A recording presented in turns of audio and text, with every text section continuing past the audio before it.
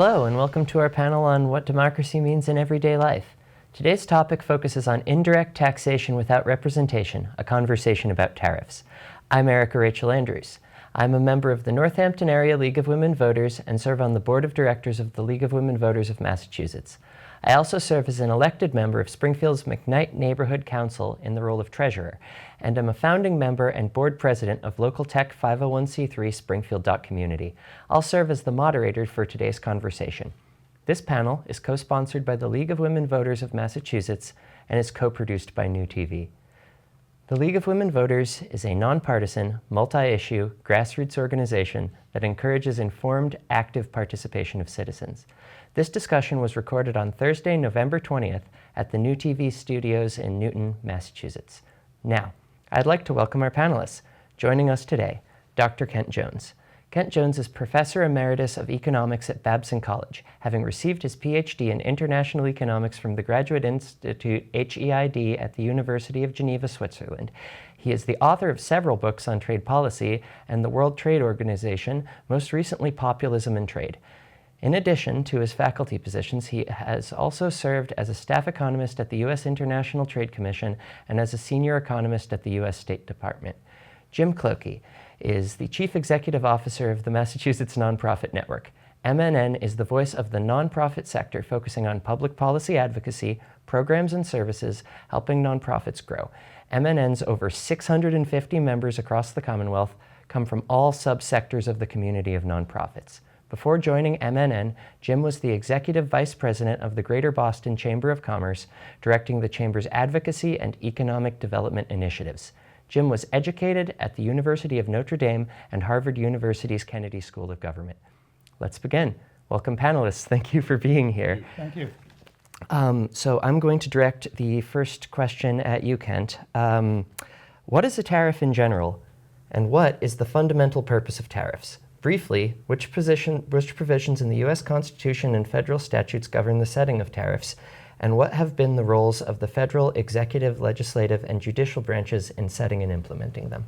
Well, thank you for the question, and I appreciate the title of this talk as being about indirect taxation, because taxes are, in fact, the tariffs are in fact taxes. They're consumption taxes on imports. They're collected by the U.S. Customs Service, and they must be collected before imported goods can pass through the customs warehouse into the U.S. market. So they are taxes. We can talk a little bit later about who bears the burden of that tax. But another important fact about it, and one particularly important for democracy or for the democratic connection here, is that the U.S. Constitution assigns to Congress the sole responsibility for developing and passing tariff legislation. Congress can delegate some of that power to the president under emergency circumstances, which is now the subject of a court case which is going to be decided by the Supreme Court probably pretty soon. But it's in the Constitution, tariffs and taxes in general. In fact, our founding fathers realized that tariffs are taxes, so taxes and tariffs together are in Article 1, Paragraph 8 of the U.S. Constitution as being part of Congress's duty. What we have now as the law that is basically the subject of the Supreme Court case is called IEPA, the International Emergency Economic Policy Act, I think is the name of it. And that is the act that President Trump has used to declare tariffs unilaterally against virtually every country in the world. So that's what is the contentious issue right here. But the basic idea about tariffs comes from our Constitution in Article 1. Excellent. The next one is going to be for you, Jim. Do you see a gap between the aims and implementation of the federal government's international trade policy and the everyday economic realities that people experience? Yes, there's a gap, but B, there's also a very strong connection. You know, some of these conversations, they can seem abstract, but at the end of the day, it's about what people pay for goods and services, and tariffs are very closely, directly tied to what people pay every day. Think for a minute about, as Kent mentioned earlier, when a product comes into the United States, the tariff has to be paid before it can come over the border. Imagine for a minute you're making those products. A simple example, you make shoes. You make shoes in another country, you bring them into the United States. All of a sudden, the government says we want to put a 20% tariff on those shoes. You have to write that check for the 20%. And then the question is, what do you do? Most products, shoes included, don't carry a 20% profit margin. So you're not just going to swallow that cost. You need to pass it along in some fashion. You need to raise your prices to cover the tariff, and that's where the direct, tangible impact of these policies hits people every day. And people are seeing it. Goods and service prices, services, things from abroad have gone up because of these tariffs, and they're going to continue to do that. Well, I think back to the SCOTUS case that you just brought up, Kent. The executive branch of the federal government recently used an emergency law, the International Emergency Economic Powers Act, or as you mentioned, IEEPA, to unilaterally, without congressional approval, impose sweeping tariffs on most U.S. trading partners. According to the president, the current trade deficits amount to, quote, the precipice of an economic and national security crisis. The Supreme Court is now weighing arguments for and against setting tariffs pursuant to the IEEPA. So during the recent oral arguments in this case, do you feel the justices' questions reflected the democratic values of government by the people through Congress, as opposed to the idea of furthering the concentration of executive branch powers? Why should people care?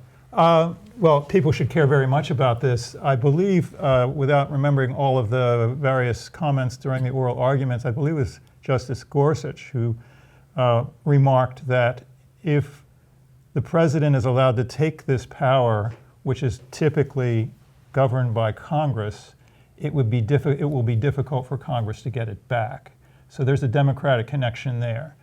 The point I would like to make, the primary and I think most important point, is that the Founding Fathers foresaw the importance of making tariffs and taxes rest in an elected body elected by the people.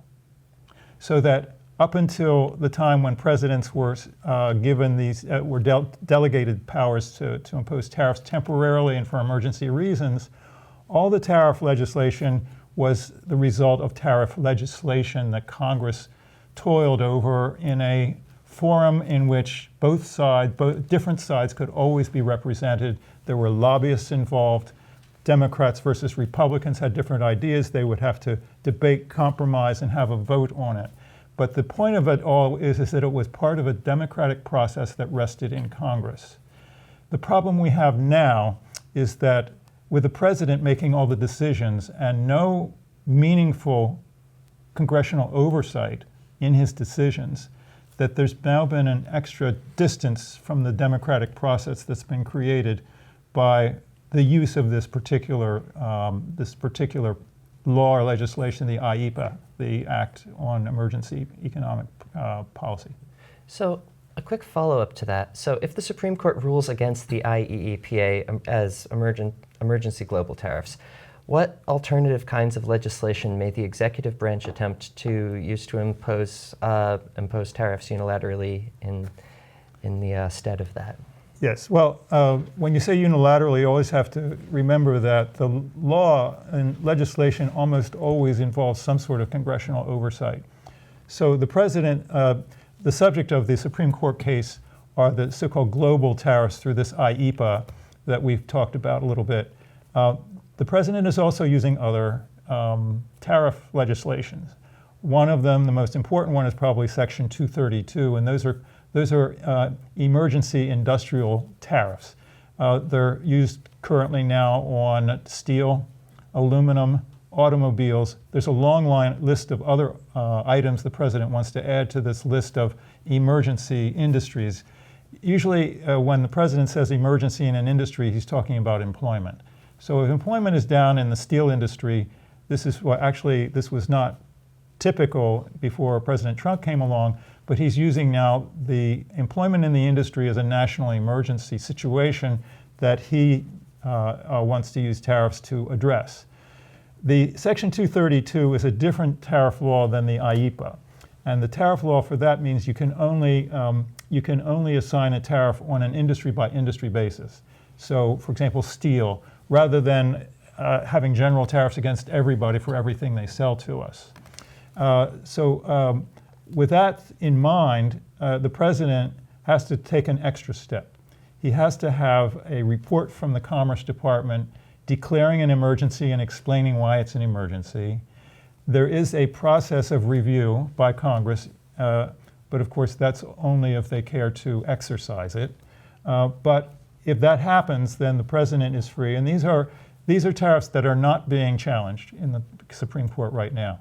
That may come later for certain reasons, but for right now, if the president is no longer able to use the IEEPA to impose tariffs, he will almost certainly use Section 232 tariffs to replace them. If he does that, he'd have to have a lot more of these particular industries.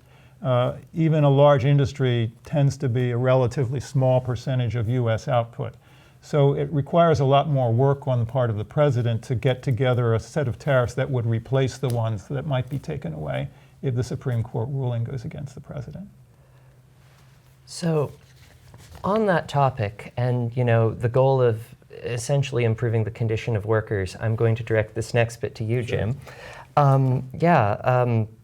How are the tariffs impacting workers and the uncertainties surrounding them, customers and the consumers at the end of the the end of the process? Sure, in a couple of really significant ways. The first is that the workers themselves are consumers. They buy things. And so all these products coming in from overseas, which have tariffs on them, they pay the higher prices for those products in the store.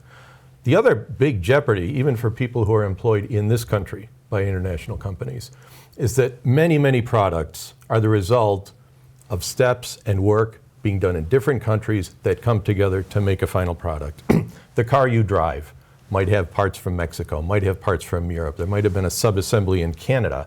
And so even a car that you go down the street and buy at your local dealership will see its price go up by dint of these tariffs. What does that mean for jobs?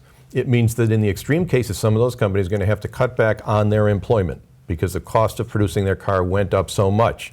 Will they cut all of those jobs in those other countries? They may not. Some of those job cuts will happen here.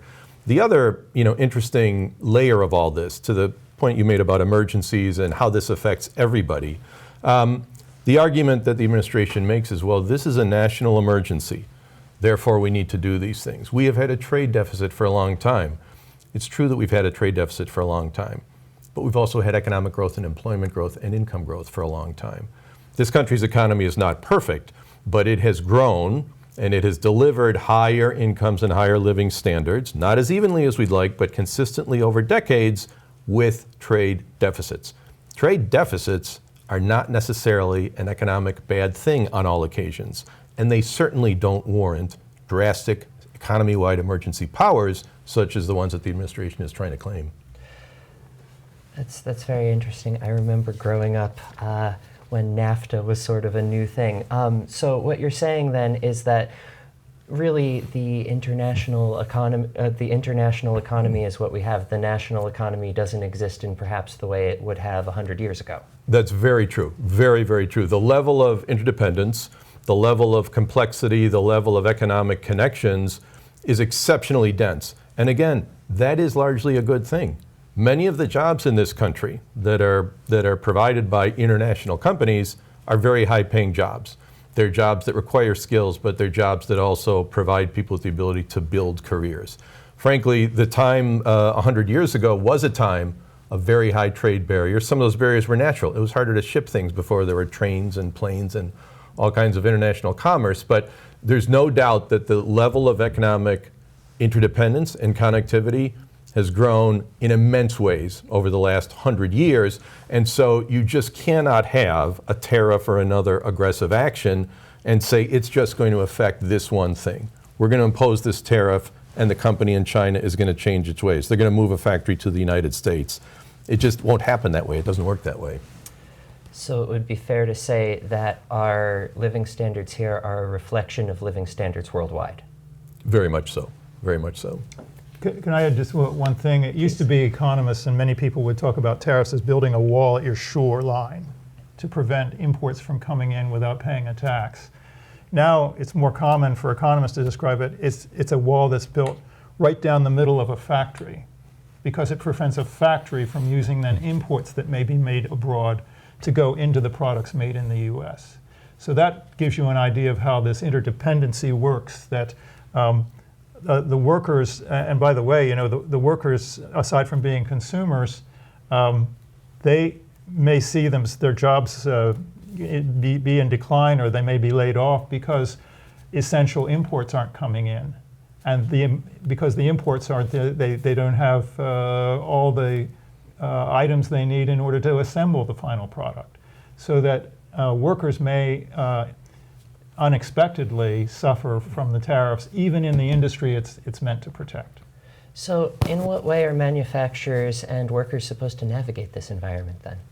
Well, the way it had been navigated, and I might mention, I taught in college classrooms for 41 years about tariffs, when tariffs was a particularly boring topic because the United States was an integral part of the World Trade Organization, and all of the countries in the World Trade Organization had negotiated together to lower their tariffs against goods from imports from each other. So what that did was it expanded trade, and they found that as people expanded trade, countries expanded their specialization, so that instead of building every particular component for a product that you were making, it became common, especially recently, that certain components would be made in some countries, in other countries. Look at an automobile. You can take a look at a typical commercial aircraft. The parts in a commercial aircraft or in an automobile come from dozens of different countries. The carburetors, the spark plugs, the steel, the aluminum, all of these different things, rare earths, which are also part of it. They all come from different parts of the world, and this is the idea of the gains from trade is a gain from specialization.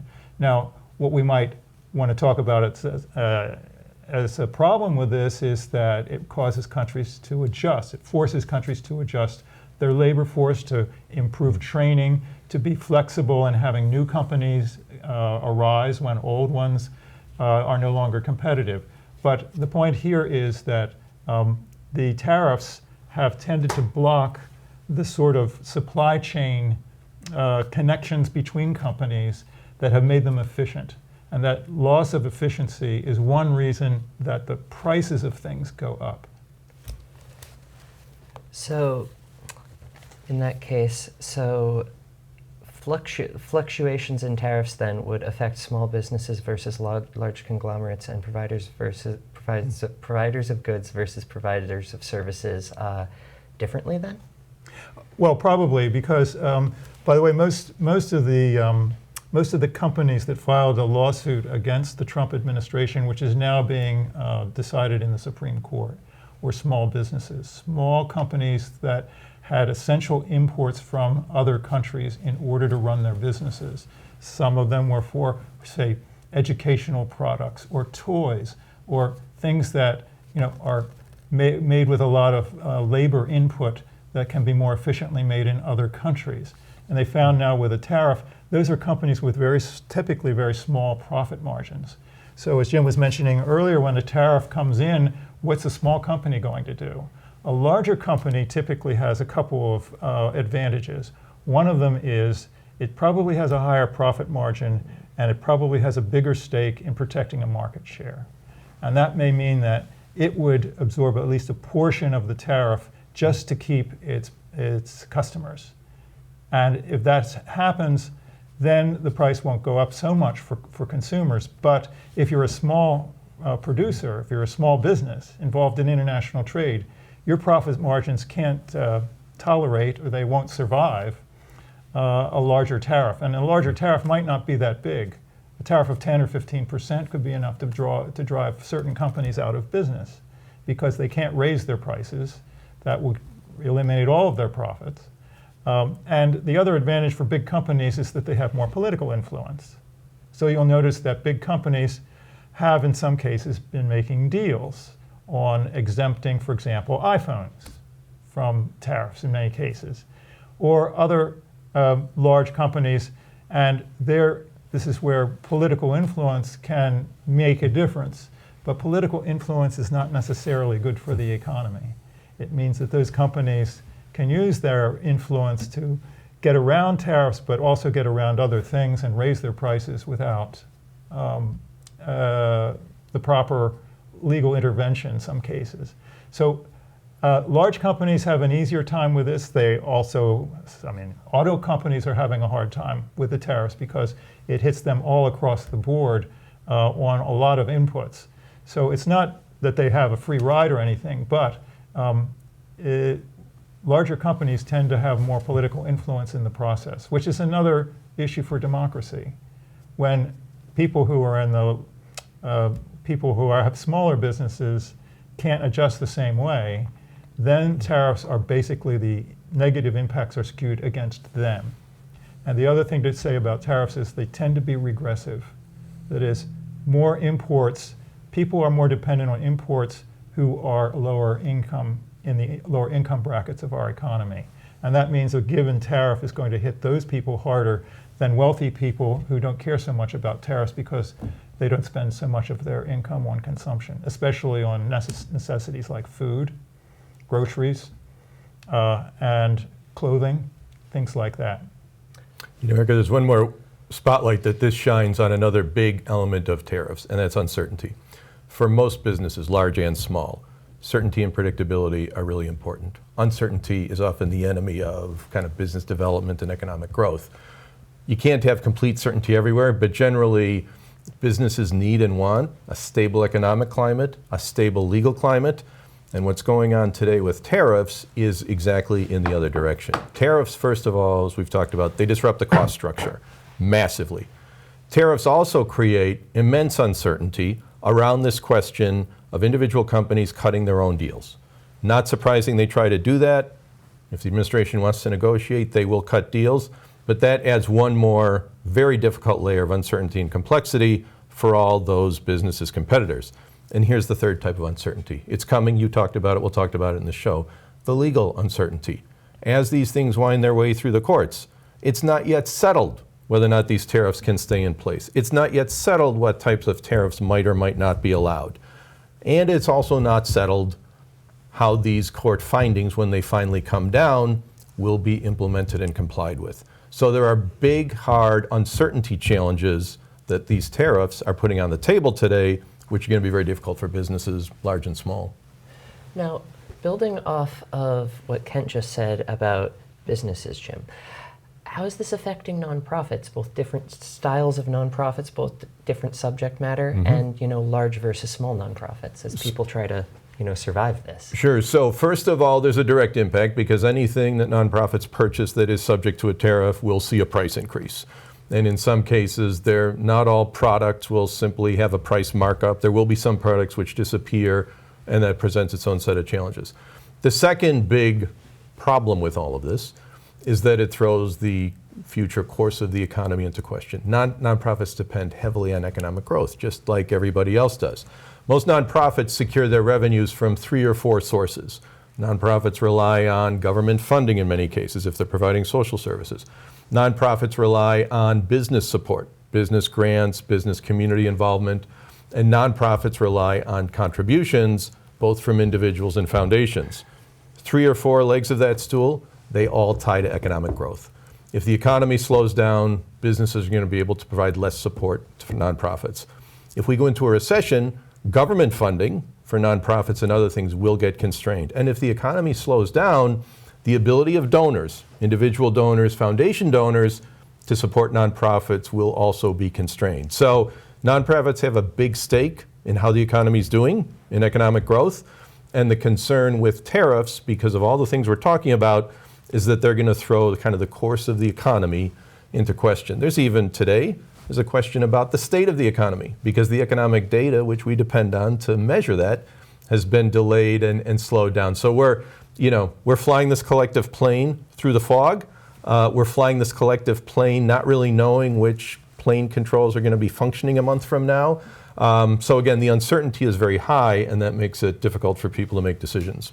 Now, is that also impacting the services that vulnerable individuals are able to receive from nonprofits? Directly, because it put pressure on funding. So, and I can tell you specifically, the government shutdown that began in October just ended. There were a number of government funding sources which were frozen for 6 weeks. We all saw the problems in the debate play out with relation to SNAP, food benefits and food supports. If tariffs slow down this economy and government has less money, that's going to mean funding cuts in Medicaid. That's going to mean funding cuts for healthcare providers and education providers and a number of organizations that people depend on. So there is a very real challenge here. There is a very real need for these issues to get resolved, hopefully in a clear, decisive fashion, for decisions to be complied with, and for us to get back to the business of an economic climate that is stable and predictable and that enables everybody to flourish. I just wanted to pick up on what Jim says, an excellent point, one that should be made and emphasized, is the uncertainty effect of tariffs. Tariffs don't need to be that uncertain, but they are in this case. I mentioned earlier the United States used to negotiate tariffs among 166 countries, and everybody agreed to lower their tariffs and then keep them there. What this did was it took advantage of the fact that tariffs were made by Congress, essentially. Congress was a deliberative body. It would set tariff levels, and they would stay there for long periods of time. And it would take special legislation by Congress to change those tariffs. Now, Jim talked about flying the airplane through the fog. What's the fog machine? Who's running the fog machine? The fog machine now is the way IEEPA works, because it gives the president, or he's using that to take advantage of the fact he can name the tariffs at any level he wants. For any given country, he can discriminate between countries, give higher tariffs to his friendly countries, to the less friendly countries, lower tariffs to the countries that he's satisfied with or he has good relationships with. And so there's no rhyme or reason to the pattern of tariffs now that we have. We have over 100 kind of tariffs, and they are at all different levels for different countries. What also is true, and my lawyer friends have told me this, what happens if the president is dissatisfied with a country like Canada, which runs a television ad that he doesn't like? Well, then he comes and says, I'm going to raise your tariff. More uncertainty. And the president is saying, all these countries are going to come send the investment capital to the United States and build factories in the United States. Investors don't build factories if they don't know what the tariff will be next year, 5 years from here, now 10 years from now. We now have a system which is unmoored from Congress and dependent on executive orders by the president alone. And that's what is something that is real poison for the world economy. That can spread. The uncertainty effect means it's risky to get involved with trade, because you don't know if by some whim the tariff might go up by 50% next year. There's nothing that can predict that. In a congressionally mandated tariff with a deliberative process, everything seems to be held in a more stable sort of decision-making process. And that's the advantage of it. And that's why I marvel at the wisdom of our founding fathers who said tariffs and taxes being the principal relationship of citizens to its government, or the particular flashpoint between citizens and their government is tariffs. That's always been true, and it's always been true in the United States as well. Keep it in Congress where the decisions can be made accountable, and don't let individuals take over unilateral powers over these important issues. Now, you mentioned that the state of international trade before we got into the current situation was largely based upon international cooperation that happened over a period of time. Is what's happening now going to impact the U.S.'s ability to negotiate in the future? Oh, I think it will, because countries will have a hard time trusting the United States to keep its promises. The United States, in its current trade policy, is severely violating rules that other countries have committed to keep, and for the most part are keeping among themselves. So one of them is non-discrimination. If you have a tariff on, let's say, furniture, that the same tariff would apply to every country that sells you furniture. That's called the most favored nation clause. The second one is tariff binding. Once you agree to tariffs by negotiation, you ratify it, the other country ratifies it, and then everybody promises to keep their tariffs at that level. What the president has done is he's thrown all of that out and said, now I'm going to change all of those tariffs. I don't agree with them. We have an emergency that I've determined needs to have tariff treatment. And that's created then, this uncertainty has created the fog machine that's making it difficult for the country to fly through right now. So, and I suppose I'll give this to Jim first, but I want to hear from both of you. How effective has the Massachusetts Governor's TRBO initiative, the Massachusetts Tariff Response and Business Operations Support Initiative, been thus far? What other actions do you believe our state and local elected officials should take? It's been helpful. It was a very good response. I think it was crafted in the spring. The governor and her team brought together a lot of business leaders, and began really put people in the same room. Let's understand what's going on. Let's hear about the impacts, and then let's figure out ways in which we're going to address these impacts. The state government does not set tariff policy. State government is in some ways on the receiving end of tariff policy, but as with any big challenge that affects a lot of businesses in the state's entire economy, it's really important that state government and employers be on the same page, communicate, work together to try to address the threats. There is a similar effort being made to try to respond to the threat of big cuts in federal research funding, which Massachusetts depends upon. And so on policies like this, if there's a federal move, if there's something bigger than the state that affects the state, you want state government and you want the business community to be ideally working together, but at the very least, open lines of communication, a lot of information back and forth about what's happening. For all the reasons Ken talked about, this is a horribly fluid, dynamic, turbulent situation. So there need to be lines of communications, there needs to be strong working relationships, and those exist.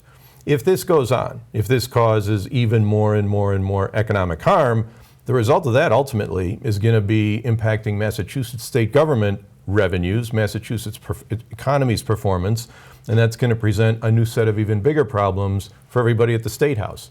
We haven't gotten to that point yet, but anytime there's a crisis, you need to be together, you need to be communicating with each other, you need to help each other understand what's happening and why and what your best options are. And I think they set the table for that with TRBO. I feel confident that those relationships are going to continue to be strong. The biggest variable here really is what happens next federally. What are the court cases, decisions? How do those get responded to? And to Ken's point, what do other countries do if this continues to go on? And it's noteworthy that Massachusetts has played a pivotal role in filing the challenge to the tariffs. And I think that comes from Massachusetts' engagement with the world economy. I mean, especially just with Canada, those ties are very strong through energy, tourism, and all sorts of trade in various things. I mean, the relationships between New England and Canada are an important trade relation. And this is one reason that people here are so upset. We also, the side effect of this, one side effect is the reduction in tourism that New England has had because of Canadians not coming to the United States, because they were singled out for particularly harsh tariffs, and there was a big backlash there. So the Massachusetts is involved in the world economy perhaps more than many other states. This is one reason I'm not surprised that they're making special efforts to deal with the situation, but also have taken steps to challenge them in court. And also, it's more, even besides the research, I come from the educational sector.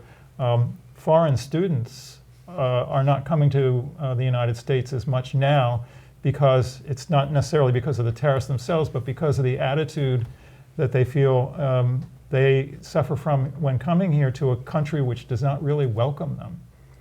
The United States, when I was growing up, was a welcoming country. It doesn't seem to be so much anymore. And tariffs seem to be a part of that story. And that's why I think the story is a big story which involves tariffs and many other things related to that.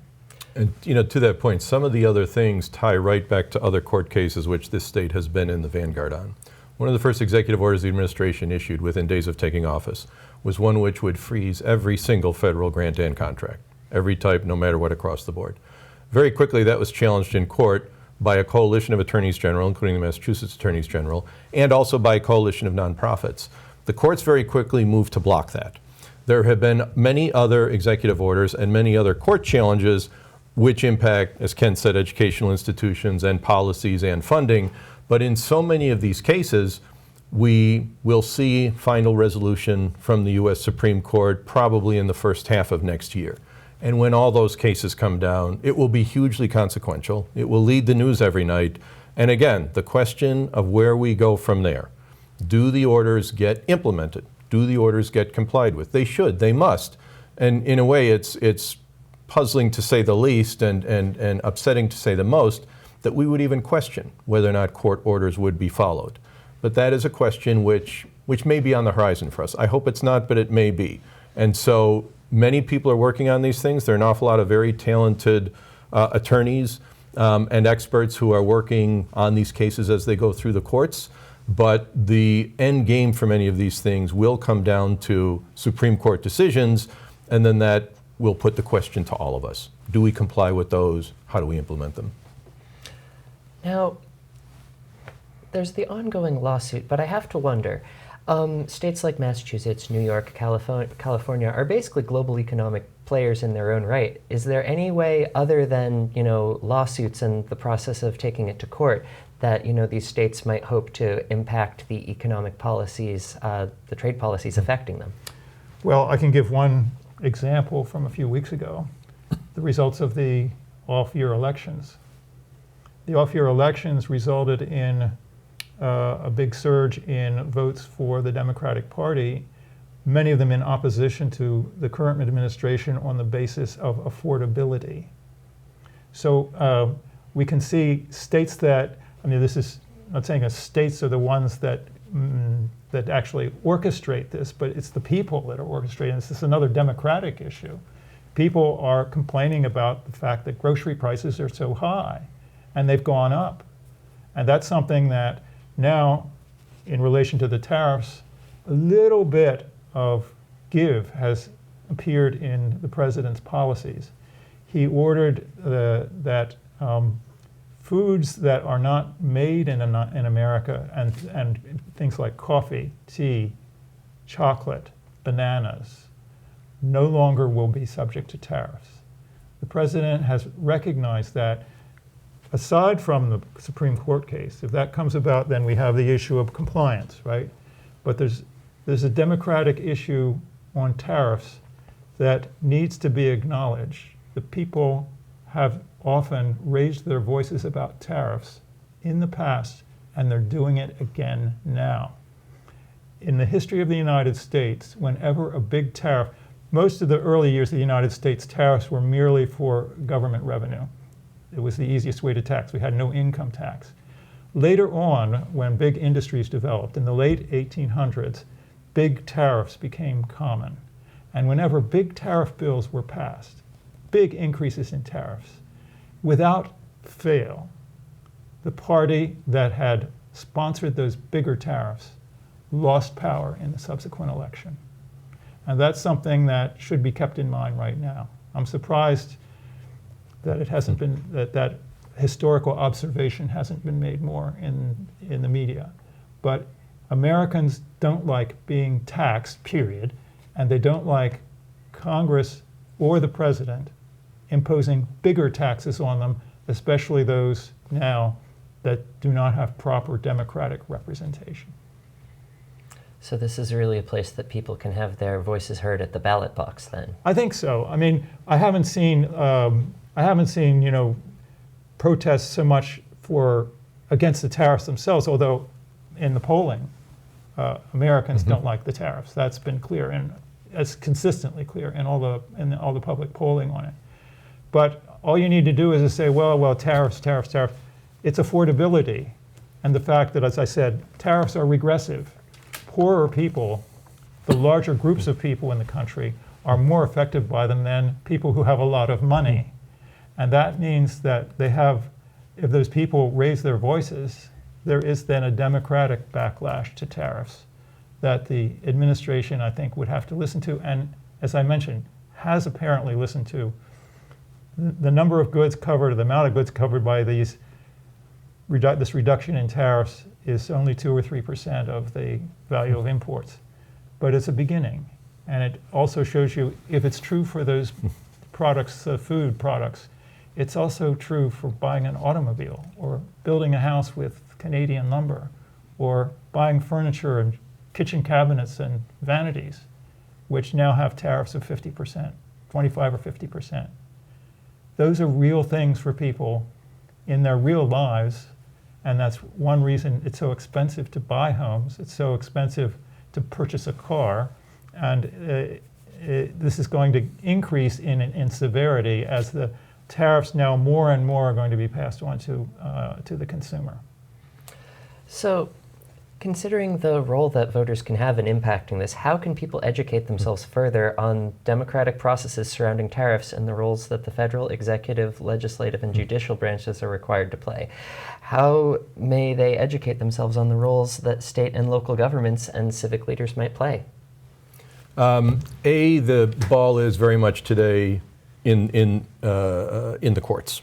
We've talked about that a lot, but the biggest, most consequential stage of all these debates will come next November with next November's midterms. And while it's true that state and local governments don't directly set tariff policy, they have to understand and help people deal with tariff policy.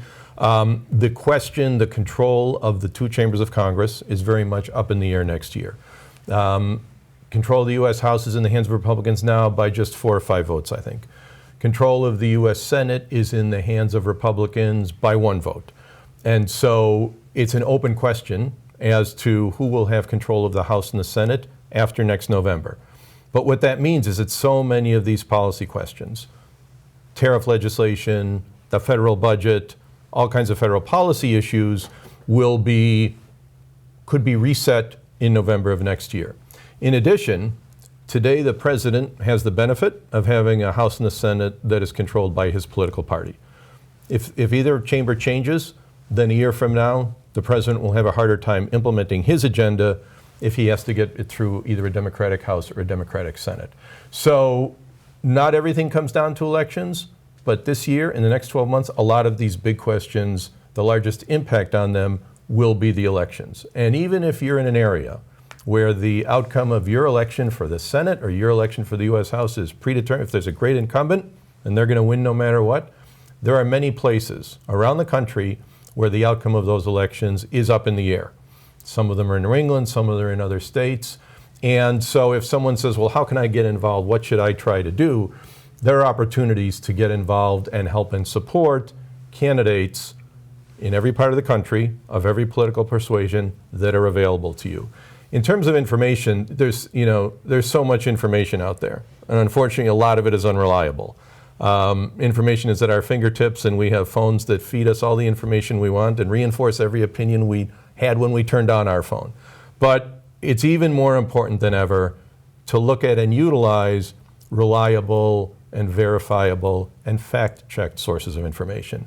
And that is where legacy media comes in. Legacy media is less popular than it used to be. Legacy media is not perfect, but major legacy media institutions have at their core of their mission a commitment to try to get the facts straight, to verify things before they are printed or published or put on the air. Again, mistakes are made, but if you're looking for information on these issues, don't just go by what's popping up in your Facebook feed.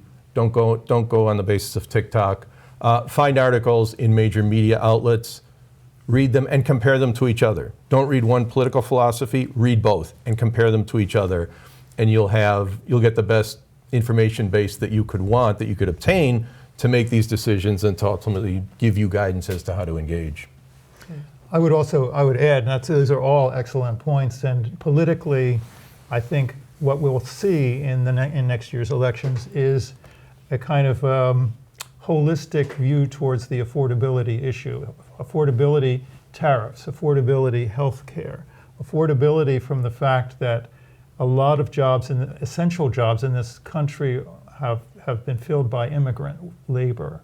And by restricting the supply of immigrant labor, this is an economic argument, you're making the growing foodstuffs more expensive. That contributes then to the affordability crisis as well. If you look at it that way, then I think it would be, in many ways, a very compelling argument politically to say, we are in favor of affordability. How do we improve affordability? Tariffs, healthcare, immigration reform, and to the extent that workers can keep jobs that are essential to the economy, especially in the agricultural sector, but not only there. So we have a way, I think, to look at the problem in a broader sense, which I think will be politically more compelling. I have to wonder, are there any other potential forms of relief for people who are being impacted by this right now, be that now or down the line? Everyone is always making adjustments. You can see that when I go, I'm the one who buys groceries. And I see what's happened to the price of beef. I see what's happened to the price of orange juice. I see what's happened to the price of coffee. You start, well, it's not a happy time, right, to be a shopper in those cases because you're going to then pick other things that are less expensive. You pick different sorts of meat. You pick more chicken, for example, or you don't buy as much coffee. You might buy more tea, even though you'd really love that cup of coffee in the morning. Of course, now coffee, we now will not be subject to tariffs anymore. At least I think so, because I think Brazil, one of the major producers, is the object of particular scorn by the president for political reasons. But people will make adjustments to get by. On healthcare, it's harder. I mean, on healthcare, they're making choices between paying the rent and paying like a health bill, where the premiums are going to go up for people who are less able to afford them. So there's going to be more pain, but I think that part of it then is going to be folded into the political process. Even among people who don't suffer that much, they're going to see, what are we as a country where we're making it so expensive for the poorest people to have any health care? I didn't think we'd have a conversation that would end on, that would go into this particular problem, but really, I think it's all of a piece. It's of a piece where we need a responsive government that is going to make life more affordable for the majority of its citizens, and perhaps not give so much favor to people who already have a lot of money and are enjoying many more tax breaks than people down at the bottom are. So you brought up coffee and tea. We celebrated the 250th anniversary of the Boston Tea Party 2 years ago. Do you view the current implementation of these tariffs as a form of indirect taxation without representation? I draw a line between the Boston Tea Party and today's protests against the tariffs very clearly because, as I mentioned earlier, throughout its history, Americans have been very skeptical about taxes and especially about tariffs. I mean, our first tariff in 1789 was 5%. And that was considered enough to fund the government. Of course, government was very small then. But when it got to starting to play favorites with tariffs, like in the 1800s, when big tariffs would be used to protect big industry in the United States, that created political rifts between the owners of capital and the owners of labor, as we say in economics.